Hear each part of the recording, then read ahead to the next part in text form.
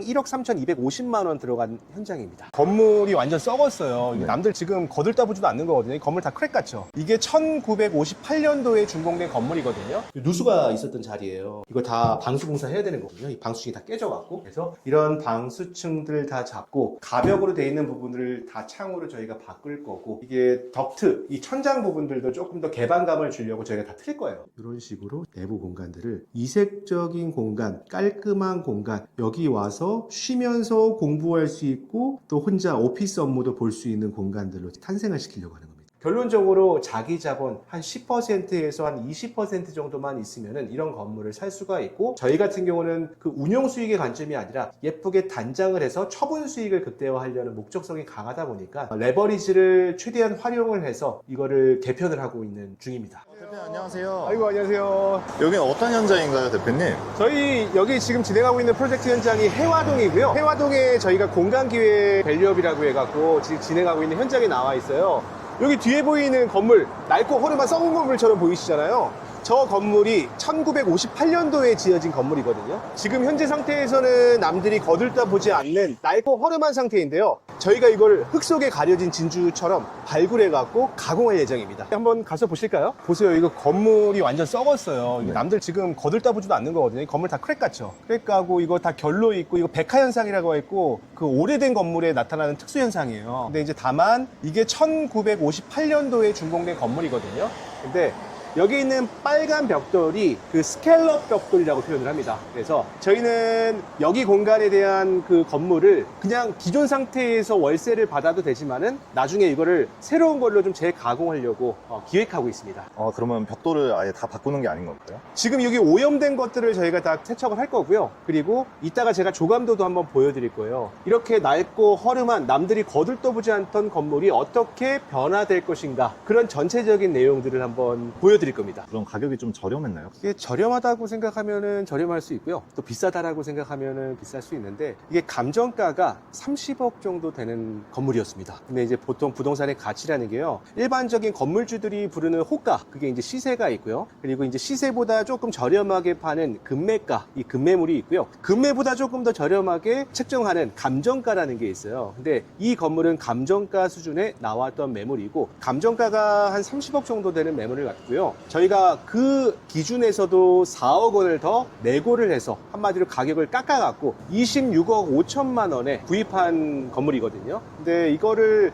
저도 그때 이제 고민을 많이 했어요. 이제 저하고 또 친한 형님하고 그리고 저희 후배 총 3명이서 들어갈까, 아니면은 저는 빠지고 2명이서 들어가되 제가 진두지휘를 할까 고민을 좀 많이 했었거든요. 근데 아무래도 전체적으로 모든 일들은 A부터 Z까지 다 제가 하는데, 에쿼티, 소위 자기 자본들은 똑같이 N분의 1로 나눠서 들어가게 되면은 제 입장에서는 약간 억울하더라고요. 그래서 제가 형님한테 말씀드렸죠. 이번 저희 프로젝트는 잘 만들어 드릴 테니까 요거 잘 만들어 드린 이후부터는 우리가 같이 공동으로 해서 들어가자 라고 해서, 총 지금은 2명 저희 친한 형님의 법인으로 구입을 했고, 그 형님과 또 후배에서 정확하게 26억 5천 중에 90%를 금융권의 레버리지를 활용했고요. 1인당 1억 3,250만 원 들어간 현장입니다. 지금은 수익이 잘 나고 있는 상태인가요? 볼품없이 보여도요, 이게 현재 상태에서 매월 1,000만 원 가까운 임대료가 나왔던 건물입니다. 이게 이제 1층 같은 경우는 맛집이에요. 보통 이제 장사를 하시는 분들, 자영업자분들이 이렇게 오랫동안 한 곳에서 영업을 못 하시거든요. 근데 1층 같은 경우는 지금 9년째 임차해서 장사를 하고 계시고, 그리고 기존에 이제 2층 같은 경우는 세무사 사무실, 그리고 이제 뷰티샵, 에스테틱 하는 곳이 있었고, 그리고 핵심은 3, 4층 이 쉐어하우스에서 임대료가 많이 나왔습니다. 그래서 보통 이런 지하철역하고 가까운 대학가 상권, 그리고 여기가 이제 해화동이잖아요. 바로 앞쪽에 이제 서울대병원이 있거든요. 그래서 이 환자들을 간호하려고 하는 환우들의 가족들의 수요층들이 상당히 많습니다. 그래서 이런 쉐어하우스에서 한 800만 원 가까이 나왔던 물건이어서 굉장히 내재 가치 있던 건물이죠. 임대료는 싼 편인가요, 그러면? 여기 1층 같은 경우는 평당 임대료가 한 16만 5천 원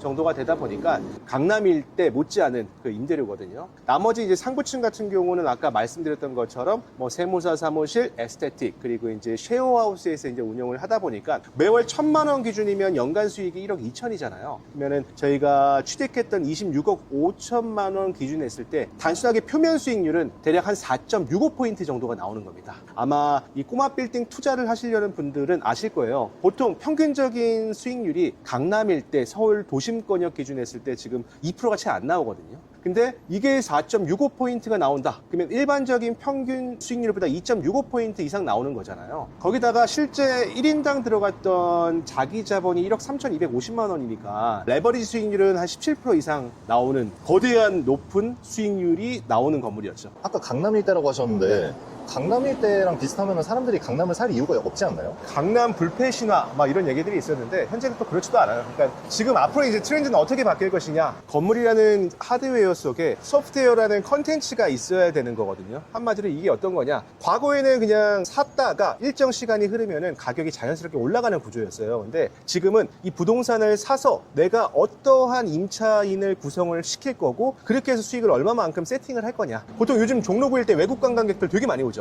뭐 K-팝, K-컨텐츠 문화로 인해서요. 외국 관광객들에 대한 유입량이 엄청납니다. 근데 그들을 유입시킬 수 있는 숙박시설이 부족한 실정이에요. 그래서 뭐 종로라든가 어떤 중구 뭐 이런 일대에는 이런 스테이 개념, 소위 뭐 호스텔이라든가 뭐 게스트하우스라든가 그리고 이제 호텔이라든가 뭐 이런 부분들이 굉장히 화랑기에 있는 입장입니다. 그게 곧 컨텐츠입니다. 소프트웨어고. 단순히 차익이 아니라 이제 운용 수익 덕분에 강남 못지않게 수익률을 낼 수 있다 이런 말씀이시네요. 그렇죠. 이제 강남은 이렇게 보시면 돼요. 강남은 전형적인 그냥 오피스 상권이다.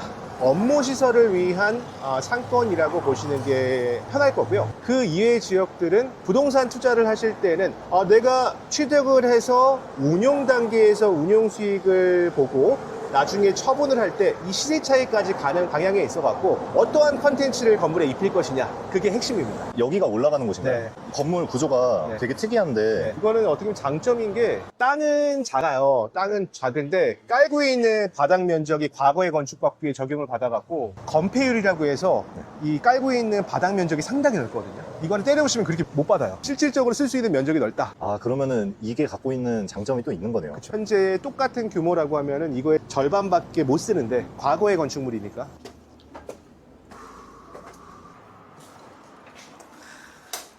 저희가 지금 다 명도를 해놨고요. 공사를 하려고 하면은 임차 관계가 다 해소가 돼야 되니까 이렇게 다 내보낸 상태입니다. 저희는 이제 설계 단계가 다 끝났고 이제 공사를 들어가려고 막 직전에 PD님하고 이제 만나게 된 겁니다.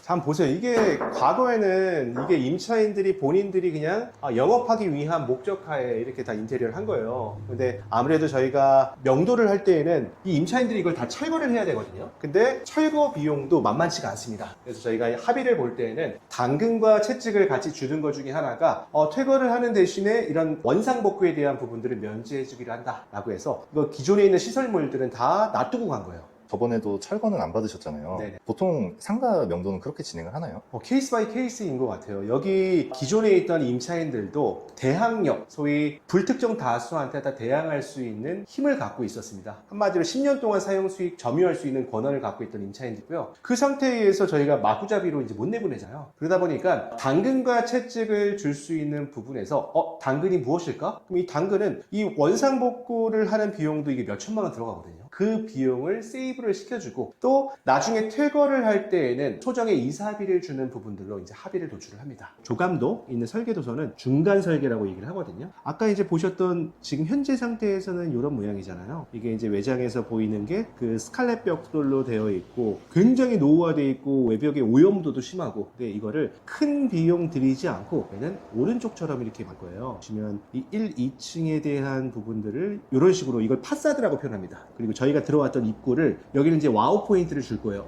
남들이 봤을 때도 와 이게 일반적이지 않기 때문에 희소 가치를 갖고 있는군요. 여기 입구를 들어갔을 때 뭔가 미로 속에 들어간 것처럼 뭔가 소비자들이 느끼는 와우 포인트를 주려고 생각을 하고 있고 3, 4층 같은 경우는 이런 톤앤 매너로 해서 색깔을 좀 다르게 구분을 해서 이렇게 외장은 이렇게 바꿀 겁니다. 2층 공간을 어떻게 저희가 바꿀 거냐면요. 최대한 이 스페이스는 잘 활용할 수 있게끔 만들 거예요. 그래서 지금 여기에 있는 있는 부분들이 전용 면적으로 쓰는 거고, 지금 화장실은 그대로 살릴 거예요. 남자 화장실, 여자 화장실, 그리고 그 옆에는 이제 미팅룸으로 꾸며놓을 거고, 2층은 여기가 대학가, 성균관대, 방송통신대, 한성대, 이 대학교하고 상당히 좀 가까운 곳에 있다 보니까 스터디 카페에 대한 트렌드는 상당히 많은 곳이거든요. 그래서 구조는 이런 식으로 짜고, 여기를 조금 더 디테일하게 보여드리면은 이런 식으로 내부 공간을 꾸밀 겁니다. 일반적인 단순한 인테리어 공사가 아니라, 여기는 왔을 때 쉴 수도 있고 또 공부도 할 수 있고 뭔가 좀 이색적인 느낌 있는 공간으로 이제 개발을 하려고 저희 회사의 이제 디자이너가 심혈을 기울여서 지금 만들고 있는 겁니다. 2층은 스터디 카페로 이제 운영을 할 거고, 3층하고 4층은 공유 오피스로 만들 거고요. 그리고 이제 4층은 일주일에 한 번, 요즘에 이제 릴레이 소개팅이라고 혹시 들어보셨어요? 네. 릴레이 소개팅이 이게 마진율이 상당히 좋고 회전율도 좋고요. 그래서 4층은 주말에 일주일에 한 번 릴레이 소개팅으로 만들 수 있는 공간으로 저희가 개편할 겁니다.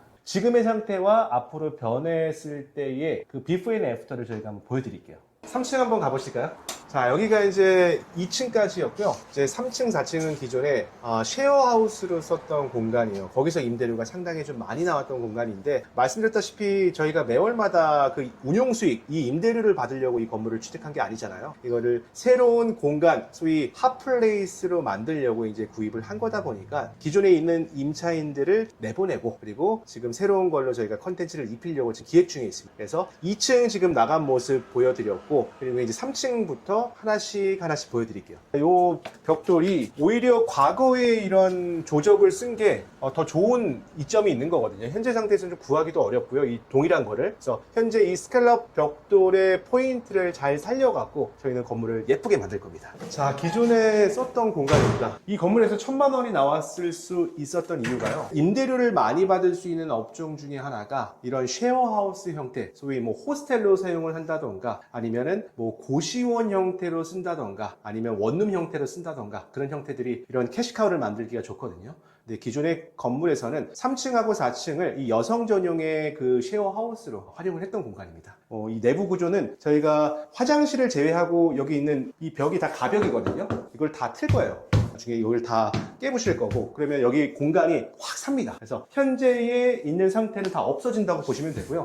이게 다 개방된 상태로 다 바뀔 겁니다. 이런 상업용 건물에서는 이런 일조권, 이 빛을 받을 수 있는 공간과 개방감, 이게 상당히 좀 중요해요. 그래서 이 창호를 최대한 살리면서 공간을 최대한 확장을 해서 내가 만들려고 지금 기획 중에 있습니다. 근데 여기 굉장히 인테리어가 깔끔한데 네네. 그렇게 트는 이유는 네. 어떤 것 때문에 좀 알 수 있을까요? 저희는 기존에 이거를 고시원 혹은 뭐 호스텔로 지금 운영할 생각이 아니라, 아까 말씀드렸던 것처럼 이 건물을 이 지역의 명소로 만들려고 하는 거예요. 복합 문화 공간으로 재탄생을 시킬 거기 때문에 현재의 이런 내부 구조는 적합하지가 않죠. 기존에도 돈을 많이 벌었다고 했잖아요. 네. 근데 그 세입자들 그냥 놔두면은 네. 별도의 공사 없이 수익을 또 벌 수 있는 거 아닌가요? 기존에 있는 임차인들을 유지해도 뭐 운용 수익적인 측면에서는 괜찮은데요. 계속적으로 운용 수익의 관점이 아니라 이걸 저희가 4848, 나팔이라고 이제 표현을 하거든요. 일반 매매에서는 사고 팔고 사고 팔고를 얘기를 하는 거고, 법원 경매에서는 낙찰받고 팔고 낙찰받고 팔고라는 관점이어서 저희는 이걸 만들어 갖고 파는 목적, 그 시세 차익을 훨씬 더 크게 보고 있습니다. 자, 한번 들어와 보세요. 이거 건물이 1958년도 건물이다 보니까 이게 아까 PD님께서는 깨끗하다고 하셨는데 이게 사이사이 다 보셔야 되거든요. 근데 여기 밑에 보시면은 누수가 있었던 자리예요. 그거 다 보면은 여름철 되면 여기가 다 습이 들어가갖고 이거 다 방수공사 해야 되는 거거든요. 이 방수층이 다 깨져갖고, 그래서 이런 방수층들 다 잡고, 그리고 이 답답한 부분들, 요 가벽으로 되어 있는 부분들을 다 창으로 저희가 바꿀 거고, 이게 덕트, 이 천장 부분들도 조금 더 개방감을 주려고 저희가 다 틀 거예요. 이건 뭐죠? 자, 이거 보세요. 이게 왜 이렇게 해놨을까요? 에어컨인가요? 아니요, 이게 어떤 거냐면은 저희 이제 철거팀, 저희 그 디자이너가 각 층별로 공사를 하려고 하면은 확인을 해야 하잖아요. 그러면 이렇게 똑 뚫겼을 때 통통이 들리는 거는 이제 가벽이거든요. 그러니까 허물을 수 있는 가짜 벽이다라고 해서 가벽인데, 이런 퉁퉁대는 소리가 안 들리면은 못 허물어요. 그러면 아까 PD님 말씀하셨던 것처럼 이 구조를 유지할 수밖에 없는 거거든요. 근데 이거만으로는 부족하다 보니까 밑에를 한번 까본 거예요. 이걸 타공이라고 합니다. 타공을 했을 때 이거는 그냥 가벽이구나, 허물 수 있는 벽이구나 라고 보려고 이렇게 뚫어놓은 겁니다. 이게 겉으로 보기에만 좀 괜찮은 게 있지, 누수도 있고 네. 이분들도 영업을 하려고 네. 이렇게 멀쩡한 당당한 척을 좀 하려고 한 것도 있네요. 그렇죠. 이제 그냥 눈 가리고 아웅 했던 부분이고요. 그리고 뭐 이게 때 되면 저희가 또 방수공사도 해야 되는 번거로움도 있다 보니까 여러 가지 좀 협의점을 찾아가고 내보내고 저희는 이 공간들을 새롭게 성형을 하려고 계획하고 있는 겁니다. 이거 어떻게 바뀔지 한번 보여드릴까요? 네, 한번 보여주시겠어요? 자, 이게 보시면요. 지금 이 썩은 공간들을 저희가 이런 식으로 바꿀 거예요. 두 가지 안으로 바꿀 건데 우선은 화이트톤에 대한 거를 먼저 한번 보여드릴게요. 이런 식으로 내부 공간들을 이색적인 공간, 깔끔한 공간, 여기 와서 쉬면서 공부할 수 있고 또 혼자 오피스 업무도 볼 수 있는 공간들로 탄생을 시키려고 하는 겁니다. 디자인이 되게 한국적이네요. 아무래도 여기가 동대문, 종로, 창경궁하고 가깝고요. 그리고 저희 그 디자이너가 딱 컨셉을 잡았을 때 한국적인 미를 조금 발휘해야 되지 않을까라고 나름대로 고민을 많이 해갖고 두 가지 안을 놓고 이제 고민을 했어요. 이게 이제 화이트 시안이고요. 똑같은 3층인데 하나는 조금 더 어두운 톤으로 보시면은 여기 이제 3층이죠. 똑같은 3층 공간인데 톤을 조금 다운시켰습니다. 이런 식으로 두 가지 컨셉 중에 저희가 가장 아름다운 부분들로 아웃풋을 낼 수 있는 거를 이제 찾는 거죠. 근데 여기도 단청이라고 하거든요. 여기 단청, 한국의 미를 좀 발휘할 수 있는 이 단청을 중간중간 포인트로 넣었어요. 그러니까 저희 디자이너가 수석 디자이너인데 굉장히 좀 미적 감각이 있습니다. 와, 이거 거의 관광 목적으로 한번 올 법도 한데요. 네, 그래서 이 공간은 지금 현재는 누구나 다 경험할 수 있는 공간, 그리고 낡고 허름한 공간이지만은 이런 허름하고 낡은 공간이 어떻게 바뀌는지, 어떤 이색적인 공간이 되는지를 여러분들께서 지켜보실 수 있을 겁니다. 그럼 이번에는 4층으로 한번 가보실까요? 자, 이제 4층으로 올라가는 공간입니다. 네, 여기가 4층입니다. 4층도 쉐어하우스로 썼던 공간이었고요. 이 공간들은 다 여성 전용 하우스로 썼던 공간이에요. 여기도 3층하고 2층하고 마찬가지로 기존에 있는 이 가벽들 다 틀 거고, 그리고 기존에 있는 이 화장실 자리는 그냥 놔둘 거예요. 왜냐면 공사 비용을 세이브를 시켜야 되니까. 이거 보면 이게 지금 조직이 아닌 것 같죠? 대표님 괜찮으세요? 네, 아프실 것 같은데. 근데 이거 허물을 수 있는 가벽입니다. 저희가 확인을 했어요. 이게 어떻게 가벽이 될 수 있는 거죠? 가벽입니다. 내력벽 같은 게 아니에요, 이게? 그래서 이게 내력벽인지 아닌지를 확인하려고 저희 그 디자이너가 여기 올라가갖고 사다리 타고 올라가서 이 가벽인지 아닌지를 다 체크한 겁니다. 그리고 여기 보이시죠? 이거를 다 까본 거예요. 이렇게 정말 조적이냐, 못 허무는 거냐, 이걸 까봤을 때 이거는 실제 허물을 수 있는 벽이다 라고 이제 말씀드릴 수 있는 겁니다. 여기도 보시면은 이렇게 이제 사모래, 이걸 사모래라고 하거든요. 이게 모래알. 이게 콘크리트가 아니라 이런 사모래들을 갖고 벽을 쳐갖고 이런 걸 다 허물 수 있는 벽이에요. 그래서 주택에 특화되어 있는 공간들을 다 허물어버리고 상업용 공간으로 넓게 쓸 수 있게, 그리고 채광은 여기 다 창호니까 창호는 최대한 살리면서 이 공간의 효율성을 극대화하는 전략을 지금 기획하고 있습니다. 여기는 이제 천정, 이걸 덕트라고 표현을 하는데요. 이걸 저희가 뚫어본 이유가 나중에 주거용으로 했을 때는 층고가 이렇게 낮은 게 이 난방의 효율성이라든가 그리고 조명이라든가 이런 측면에서는 훨씬 더 낮은 게 더 날 수 있어요. 근데 상업용 공간에서는 이런 층고가 낮은 게 좋을까요? 높은 게 좋을까요? 높은 게 좋을 것 같아요. 그렇죠. 그럼 높은 게 좋으려는지를 보려고 하면 이걸 까봐야 되는 거거든요. 그래서 저희 그 디자이너가 이걸 다 까본 겁니다. 까서 봤을 때 저기 보이는 저기 철근이거든요. 위에 이제 철근 보이죠? 네. 철근 보이고 여기 천장을 더 높여갖고 개방감을 저희가 높일 지금 생각을 갖고 있는 거예요. 자, 이렇게 낡고 허름한 공간을요. 이런 4층 두 가지 시안이에요. 보시면은 4층 이런 식으로 내부 구조. 지금 저희가 있는 데가 여기 창문이 있는데, 그리고 이제 여기 거실 나가는데 이런 식으로 바뀔 겁니다. 바뀌고 조명도 넣고 이 긴 테라스 같은 것도 넣고요. 그리고 이 천장, 지금 있는 천장을 뚫어갖고 최대한 층고를 높이려고 하는 거고요. 이런 식으로 만들려고 하는 겁니다. 화이트 버전으로 한번 보여드리면은 이런 식으로 4층 여기 보이시죠? 이런 식으로 색다른 이색 공간, 여기에서는 사람들이 와서 공부도 하고 또 휴식도 취하고 모임도 갖고 이런 이색적인 어떤 공간 기획을 통해 갖고 저희가 어떤 소프트웨어 이 컨텐츠를 채우려고 하는 거고요. 그게 잘 메이킹이 됐을 때 이 건물의 가치 또한 극대화될 수 있다라는 게 포인트입니다. 그럼 지금까지 프로젝트 하실 때 네네. 모든 공간들을 네. 가치를 다 올린 다음에 운영을 하시는 건가요? 아니면 매각을 목표로 달리시나요? 두 가지 포인트일 것 같아요. 저희가 직접 하는 것들은 단기간에 사고 팔고 혹은 낙찰받고 팔고 낙찰받고 팔고 이런 거를 저희는 지향하는데 저희 것만 못 하잖아요. 저희 이제 의뢰인들 것도 많이 하니까. 근데 이제 의뢰인들 중에서는 좀 연배가 있으신 분들이 계세요. 근데 그분들은 너무 공격적인 것보다는 따박따박 임대료가 들어오는 것들을 선호하십니다. 그래서 그런 분들한테는 꼭 이색적인 공간에 대한 기획 컨텐츠가 아니라 상부층은 뭐 메디컬 업종으로 세팅을 하고 뭐 1, 2층은 스타벅스 같은 업종으로 세팅을 하고 그런 식으로 구조를 짜드립니다. 아, 그럼 의뢰인마다 다른 거네요. 그렇죠. 이제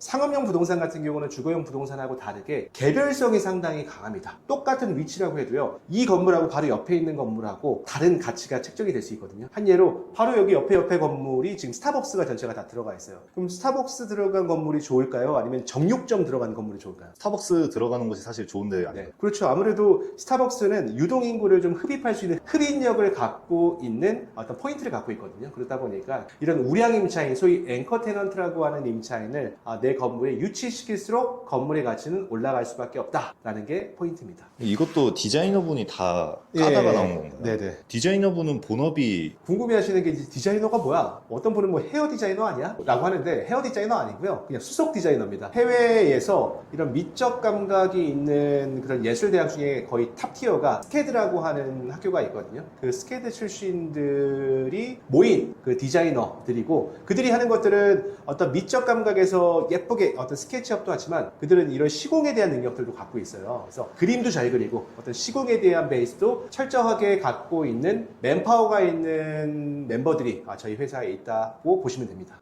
그러면은 의뢰를 하게 되면 그분이 직접 다 이렇게 나와서 도와주시는 거죠? 그래서 지금 기존에 있는 것들도 저희 그 회사에 있는 내부 디자이너들이 다 나와갖고 공사를 한 거고요. 물론 이제 구조에 대한 것들은 구조안전기술사, 또 용도 변경에 대한 것들은 건축사, 또 세금에 대한 것들은 세무사 각각 다 활용을 해야 됩니다. 근데 이제 그런 것들을 낱장으로 흩어지게 되면은 이게 어떻게 될지 모르니까 여러분께 필요한 거는 저희 같은 지휘자들이 필요한 거죠. 자, 여기 같은 경우 지금 기존에 화장실 겸 뭐 샤워실로 썼던 공간이거든요. 근데 이게 결론은 그 디자인도 디자인이지만은 이 비용 대비에 대한 효과적인 측면을 저희는 항상 먼저 고려를 합니다. 그래서 살릴 수 있는 공간들은 최대한 살리고 불필요한 공간들은 개선을 해서 건물의 가치를 올리는 것. 그게 저희가 하고자 하는 공간기획 밸류의 포인트입니다. 그래서 여기 내부에 있는 것들은 웬만한 것들은 저희가 살릴 거예요. 근데 지금 현재 상태에서 뭐 샤워장도 있고 여기 도기 그리고 이제 뭐 양변기 뭐 이렇게 있잖아요. 근데 이런 것들을 불필요한 것들을 조금 단장을 하고 공유 오피스만의 어떤 오피스 공간만이 좀 특화될 수 있게끔 약간의 리뉴얼을 할 계획입니다.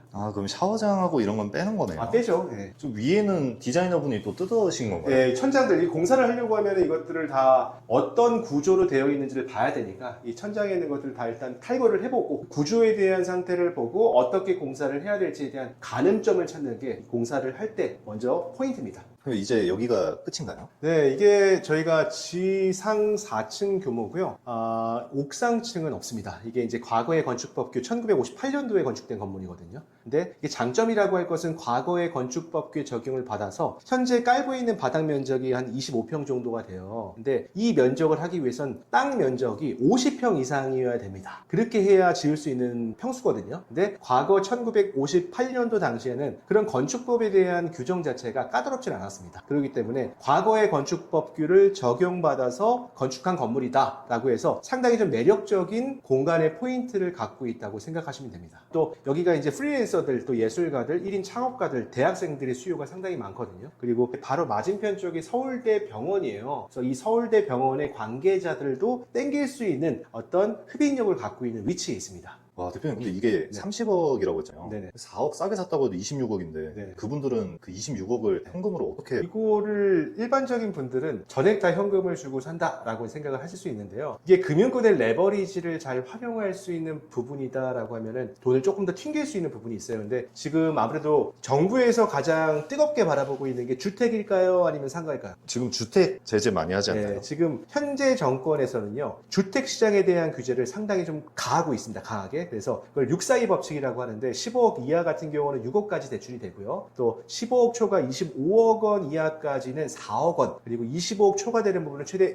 2억 원까지인데 거기에 개인의 소득 대비 어떤 총량적인 대출까지 포함하게 되면 그 DSL이라고 표현을 해요. 그것까지 하게 되면은 대출이 실질적으로 안 되는 겁니다. 근데 그거에 반대적으로 풍선 효과로 각광을 받고 있는 게 이런 꼬마 빌딩이거든요. 꼬마 빌딩 같은 경우는요, 적게는 레버리지를 칠 70%, 많게는 90%까지 활용을 할 수 있습니다. 결론적으로 자기 자본 한 10%에서 한 20% 정도만 있으면은 이런 건물을 살 수가 있고, 애초에 그냥 1,000만 원 정도의 임대료를 내가 받아서 운용을 하실 분들은 운용을 하셔도 되는 거고, 근데 저희 같은 경우는 그 운용 수익의 관점이 아니라 예쁘게 단장을 해서 처분 수익을 극대화하려는 목적성이 강하다 보니까 레버리지를 최대한 활용을 해서 이거를 개편을 하고 있는 중입니다. 그 대출 이자는 네. 지금 얼마 정도 나오고 있는 거예요? 지금 저희 같은 경우는 아마 일반인들은 접근하기 좀 어려운데요. 저 같은 경우는 이 금융권하고 많은 거래가 있다 보니까 지점장들이 1년에 쓸 수 있는 카드가 한 3, 4장 있습니다. 그 지점장 그걸 특판 카드라고 표현을 하거든요. 그 특판 카드로 해서 6개월 변동금리를 해서 2.87포인트를 받았습니다. 지금 시장의 대출 금리가 한 3.5에서 한 4% 정도라고 간주를 하게 되면은 최소 저희가 한 1.5포인트 이상은 저렴하게 들어간 거니까 저희는 낮은 금리로 지금 레버리지를 활용해 갖고 운용을 하고 있는 거고, 이거 지금 이제 내보낸 지 2개월밖에 안 됐어요. 그리고 저희가 이번 달 말부터 공사에 들어갈 예정입니다. 그러면 총 2개월 걸리거든요. 저희가 올해 한 10월 달 정도 이내에 모든 것들이 다 끝날 겁니다. 쉽게 한번 얘기하면요, 저희가 두 가지 옵션이 있었어요. 예를 들어서 이거를 기존에 저희가 구입을 해서 운용 수익으로 본다. 그럼 매월마다 1,000만 원씩 임대료가 나오는 거잖아요. 근데 저희가 26억 5천만 원에 취득을 했고, 여기에 90%의 레버리지를 활용했습니다. 그럼 총 23억 8,500이거든요. 그럼 여기에 2.87포인트 하게 되면은 연간 6,844만 원. 그러면은 나누기 12 하게 되면은 570입니다. 그럼 이 570만 원 에서 1,000만 원을 빼면은 기존에 저희가 여기에 있는 대출 이자를 아무리 받아도 대출 이자를 내고서도 매월마다 430만 원씩 들어오는 구조였어요. 근데 저희는 이런 구조보다는 아까 말씀드렸던 것처럼 이 공간을 랜드마크로 만들고 싶다. 그리고 단순하게 어떤 표면적인 운용 수익보다는 매년 올라가는 땅값 속도가 훨씬 더 클 것이다 라는 관점에서 바라봤기 때문에 기존에 있는 임차인들 다 내보낸 겁니다. 그래서 결론적으로 시간은 곧 돈이거든요. 그래서 빠르게 저희가 사전부터 기획 설계, 계획 설계, 실시 설계를 한 거고, 저희 그 공사팀에서 이런 것들을 다 사전부터 체크를 한 거고, 이제 다음 주 혹은 다다음 주부터는 이제 공사가 시작될 예정입니다. 그러면은 손익분기점 달성은 대충 언제쯤으로 예상하고 계세요? 그래서 저희는 일단 손익분기점 그 시기는 한 2년 정도로 보고 있고요. 한 2년에서 한 3년 사이에 이거를 이제 매각하고 나갈 계획을 갖고 있습니다. 그 나갈 때는 두 가지 포인트예요. 매년 올라가는 땅값 속도에 맞춰서 건물을 파는 거래사례 비교법이라고 표현하는 게 있고, 아니면 우리가 이걸 직접 운영을 하면서 매출을 일으킬 자신이 있거든요. 기존에 여기 임대료를 받는 부분보다 한 개층을 저희가 릴레이 소개팅을 운영해서 하루에 그 임대료를 다 뽑을 수 있어요. 그래서 그런 것들을 다 고려해 봤을 때 한 2년에서 3년 후에 이 수익환원법, 수익률에 맞춰서 매각할 수 있는 전략도 생각을 하고 있습니다. 그러면 이게 단순하게 몇 달 정도 운영했을 때 손익분기점 달성한다, 네. 뭐 이렇게 간단하게 생각할 수 있는 문제가 아니네요. 아무래도 이 부동산, 이 꼬마 빌딩은 말 그대로 이제 사업인 거고요. 그리고 이게 임차인의 지위가 아니라 저희가 임대인의 지위에서 이제 바라보는 거잖아요. 그렇기 때문에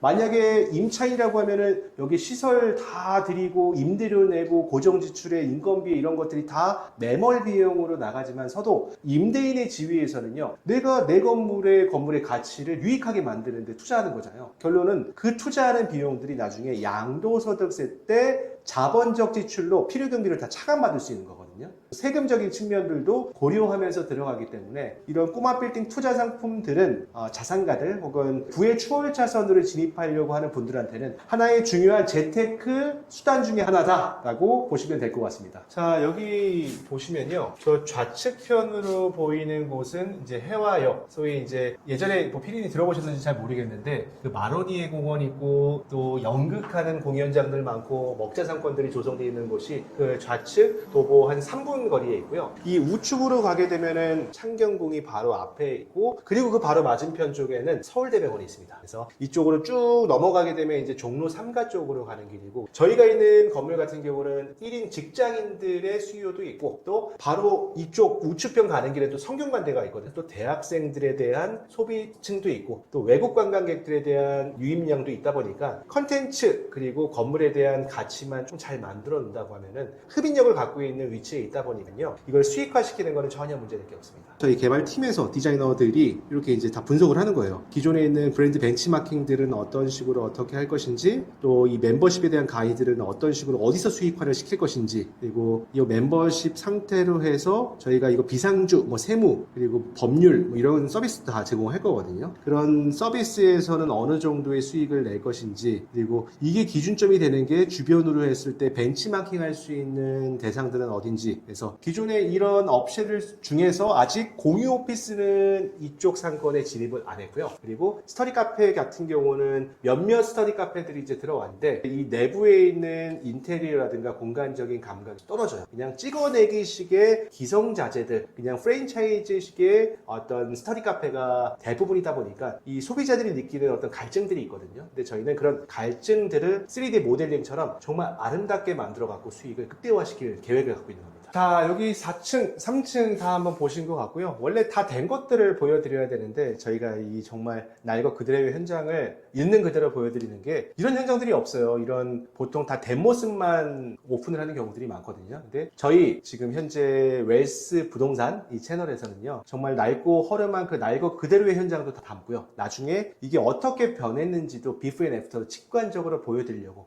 이렇게 촬영을 하게 된 겁니다. 가시죠. 자, 이거 크랙 다 가있죠? 귀신이 있을까봐 조금 무서운데요. 피디님이 먼저 지금 한번 들어가 보시겠어요? 지금 귀신이 나오는 것 같은 공간처럼 보이는데 이게 나중에 다 됐을 때는 먼저 들어가고 싶은 공간이 아마 될 겁니다. 자, 그때 먼저 들어가도록 하겠습니다. 네. 지금 먼저 들어가셔도 돼요. 지금은 괜찮습니다. 아까 여기는 안 보셨잖아요. 여기가 기존에 세무사 사무실이 있던 자리입니다. 여기는 세무사 사무실이 있었던 자리. 2층이 공간이 제일 넓네요. 2층, 3층은 동일하고요. 그리고 이제 4층부터는 조금 작아집니다. 지금 공실인 거잖아요. 네. 비어있는 기간이 무섭지 않으세요? 애초부터 저희가 감정가가 30억 되는 건물을요, 26억 5천 주고 산 거예요. 4억 정도의 안전마진을 보고 들어간 거고요. 이게 한 달마다 지금 저희가 기존에 받을 수 있는 월세가 1,000만 원이었잖아요. 근데 1,000만 원 곱하기 2개월 해도 2천만 원이에요. 근데 저희가 2개월 후에 매월마다 2천만 원 이상의 수익을 낼 수 있다면, 그리고 그 플러스 건물의 가치가 충분히 올라갈 수 있을 텐데 그 2개월을 못 버틴다? 그거는 좀 말이 안 되죠. 건물이라는 것은요, 매년 올라가는 땅값 속도가 임대료를 올릴 수 있는 속도보다 훨씬 더 빠릅니다. 그래서 이 건물에 대한 성형 수술만 잘 마치게 되면은 여기서 발생하는 임대료 수입보다도요, 건물이 올라가는 속도가 훨씬 더 빠른 겁니다. 그래서 꼬마 빌딩 투자의 매력은 그런 데 있는 거고요. 이 수익, 그냥 조그마한 수익, 이거 보고 단타 보고 이런 것들은 그냥 소액 투자, 그냥 아파트라든가 다세대, 뭐 빌라 이런 걸 하시는 게 맞아요. 근데 그런 것들은 크게 못 먹습니다. 여러분들이 생각하는 것처럼 정말 부의 추월차선으로 들어가고 싶다, 크게 스케일을 보고요. 그리고 디테일을 잡아가는 그 과정들을 배우셔야 되는 겁니다. 피디님도 나중에 저랑 계속 다니시면요, 제가 지금 드리는 말씀이 왜 이렇게 아무렇지 않게 얘기하는지 알게 될 겁니다. 여기 부적을 3개나 붙여놨더라고요. 진짜요? 여기다. 그걸 어떻게 발견해? 그러네. 저 뭐- 귀신 들어오지 말라는 거야? 저도 부적을 뒤에- 이렇게 좀. 와. 무서운 현장입니다. 더 무서운 것, 이거는 뭐 무서운 것도 아니죠. 그리고 날 것들 진짜 많습니다. 대표님이 생각했을 때 이 정도는 그냥 일반적인 건물인가요? 그쵸, 일반적인 거죠. 깨끗한 거죠. 임차인들도 관리가 잘 된 거고.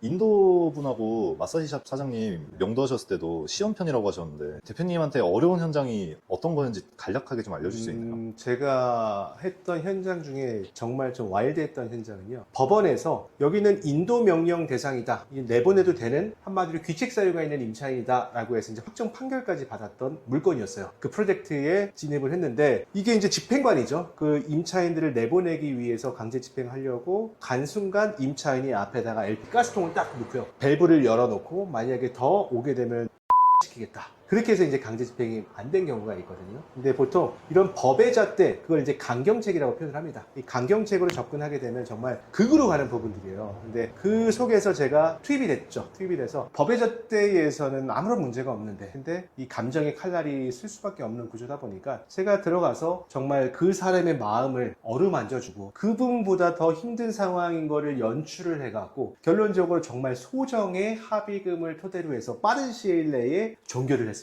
근데 이제 그런 현장이 제가 힘들었던 현장이라기보다는 제가 투입됐던 현장에 과거서부터 왔던 현장들이 너무도 터프했다 보니까 대부분 그런 것들을 기피하는 경우들이 많고요. 저는 뭐 터프한 것들, 뭐 이제 소위 이제 건달 분들도 많이 접촉을 하고, 그리고 정말 단란주점이라든가 유흥점을 운영하시는 분들하고도 많이 좀 접촉을 하는데, 그런 분들이라고 해도 이 사람의 마음을 잘 어루만지고 또 내가 그들한테 줄 거, 내가 받을 거, 이런 부분들이 명쾌하다고 하면요, 큰 분쟁 없이 끝날 수 있습니다.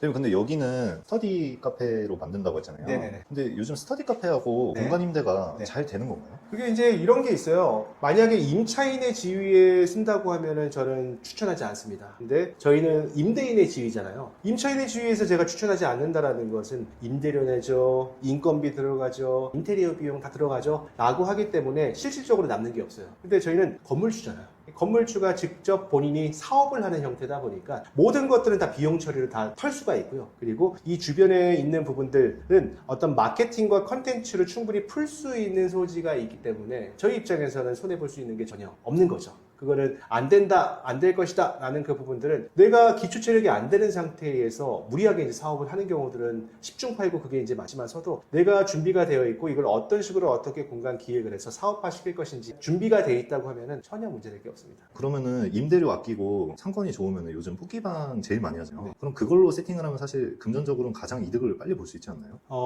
피디님 말씀에 공감을 하고요. 근데 이게 건축법 그리고 지자체 조례에 따라서 어떤 게 있냐면요. 내가 운영하고자 하는 업종들을 내 마음대로 다 할 수 있는 게 아니라 뽑기방을 하려고 하면은 소위 학교 환경 위생 정화 구역하고는 멀리 있는 위치에 있어야 되고 또 용도 자체가 보통 일반 상업 지역에 위치해 있는 경우들이 많아요.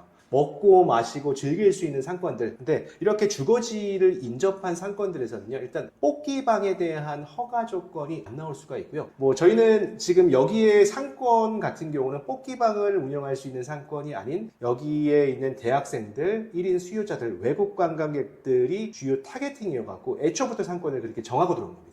사람들이 뽑기방 무조건 다 좋다고 해가지고 저도 그런 줄 알았는데 내부는 확실히 다른 게 많네요. 근데 남들이 안 된다고 하는 거, 어렵다고 하는 거, 귀찮다고 하는 거, 이게 좀 답이 있다고 생각하거든요. 근데 이제 피디님께서 보신 이 뽑기방, 겉으로 봤을 때는 야, 이거 되게 쉬워 보이고 수익이 잘 나와 보일 수 있지만은 이게 트렌드에 민감한 업종일 수 있습니다. 그래서 그런 것들을 할 때에는 사전에 내 건물, 내 부동산의 위치와 이 뽑기방의 궁합이 맞는지, 이 궁합이 맞지 않는 상태에서 억지로 결을 맞추게 되면 이게 어긋날 수밖에 없는 거거든요. 그래서 개별성에 맞춰서 분석을 하고 그 분석을 하려고 하면 빅데이터가 있어야 된다는 거.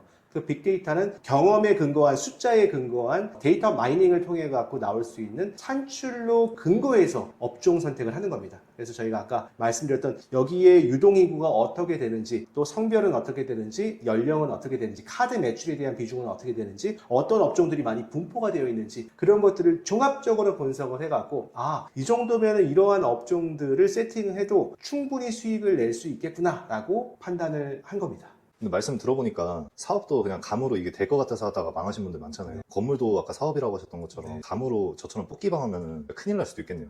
그리고 이 부동산이라는 건 재산 중에 가장 큰 비중을 차지를 하잖아요. 그래서 어설프게 접근하면 안 되고 배우셔야 됩니다. 특히 주거용 부동산은 배울 게 많지는 않아요. 주택 같은 경우는 거의 평준화가 됐습니다. 정보의 평준화가 되어서 크게 뭐 분석해야 될 것들 뭐 그게 크게 없습니다. 근데 이제 이런 상가 건물들 같은 경우는 세금도 알아야 되죠. 건축, 금융, 법률 그리고 부동산 여러 가지 행정적인 요인들을 다 복합적으로 알아야 되기 때문에 다소 주택에 비해서는 난이도가 있죠. 근데 그런 것들을 모든 것들을 여러분들께서 다 학습을 하려고 하면 저처럼 20년이라는 시간을 인풋을 해야 되잖아요. 근데 그럴 필요 없습니다. 제가 알려드리는 부분들만 반복 학습하셔도요. 전혀 문제될 게 없습니다. 아무것도 하지 않으면요. 아무 일도 일어나지 않는다는 거. 그게 핵심인 것 같습니다. 그리고 늦었다고 할 때가 가장 빠르다는 거. 그리고 마지막 포인트는 사람을 믿지 말고 상황을 믿어야 된다. 그거는 곧 숫자를 믿으시면 됩니다. 여러분들께서 제가 지금 말씀드리는 현장들 그리고 협의 보는 것들 날 것 그대로에 대한 현장들을 꾸준하게 학습을 하셔도요 남들보다 한 발, 두 발, 원 스텝, 투 스텝 훨씬 더 빠르게 나아갈 수가 있다는 거 그게 핵심입니다. 여러분들한테 앞으로 날 것 그대로의 현장들을 보여드릴 테니까요 구독과 좋아요 이제 부탁드리고요. 저희가 이제 성공한 사례들도 보여드릴 거고 또 연예인들이 어떻게 부를 증식시켜 가는지를 보여드릴 거고 또 여러분들의 눈높이에 맞춰서 정말 소액으로 건물 투자를 해서 엑시트까지 한 케이스들도 다 보여드리겠습니다. 그래서 저를 잘 따라와 주시면은 부의 추월 차선으로 진입할 수 있는 그래도 지름길을 갈 수 있지 않을까 생각이 듭니다.